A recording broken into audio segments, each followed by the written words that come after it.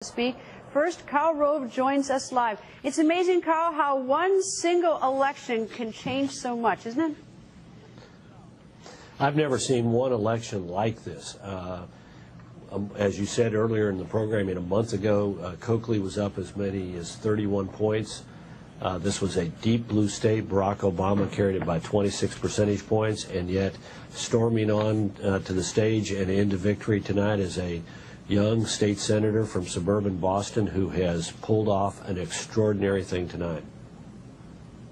You know, Karl, we saw her earlier today, and she didn't seem very excited. She seemed worn out and tired. She didn't look like she was, feeling like she was going to win. But of course, she put on a good game face. But the thing that struck me is that how do you tumble down all those 20, 31 points in such a short period of time? And it's like, and when I hear the sniping out of Washington towards her, when they're the ones that did that Nebraska deal, which horrified so many, they cut the deal with the union. I mean, she was really fighting an uphill battle after those two events.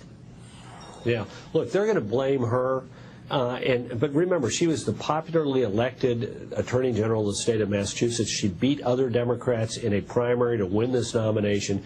This is not a, this is not a dreadful candidate.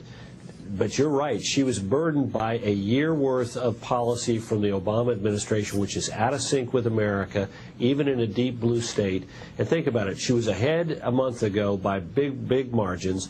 And yet what crystallized this whole race was the Christmas Eve vote on the health care bill, which, as you pointed out, included things like the Cornhusker kickback, the Louisiana Purchase, and all these special privileges being given out hither and yon in order to buy votes.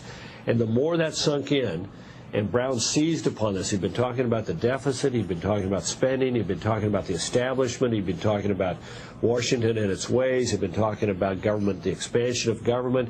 He'd been talking about the war on terror. And that sort of crystallized and gave him momentum. He then had some good debates. And then, as you pointed out, and I think it's absolutely right, there it was, negotiating this bill behind closed doors after President Obama promised to do it out in the sunshine on C-SPAN, and then the big celebration about having reached the key deal, which said if you're a union member or work for state and local government, you escape the Cadillac health care tax, but if you work in the private sector and got a Cadillac plan, you get hit with a 40% tax, unlike those union guys. It just stunk. And what was amazing to me was in the polling, the recent polling, Senator Brown was barely losing union households in the state of Massachusetts. I mean, this is a shocker. I don't think I've ever seen anything like this in one single contest that is going to have as big a ramifications for America as this one does. See, I don't think it has anything to do with Martha Coakley. I think that it's just like, how do you defend that $300 million deal? And she's naturally aligned with it by virtue of being a Democrat and being the one vote that's either going to be is going to keep the filibuster-proof Senate or not. I think that was an insurmountable burden, because I don't care which party you are, is that it just smelled so bad that it was hard. It's hard if you have to be aligned with that. Yeah.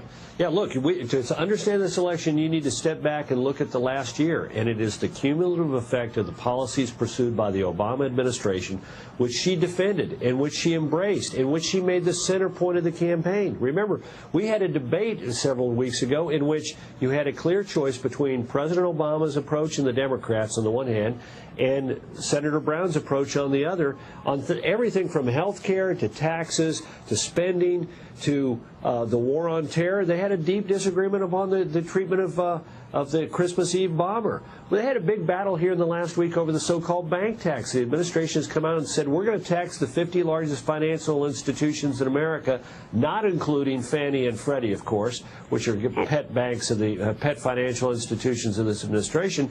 And you had Coakley saying, I'm in favor of penalizing the banks, and you had Brown saying, no, it's going to be paid for by the consumers, and we don't want that. So this has been a clear referendum on the Obama administration's policy.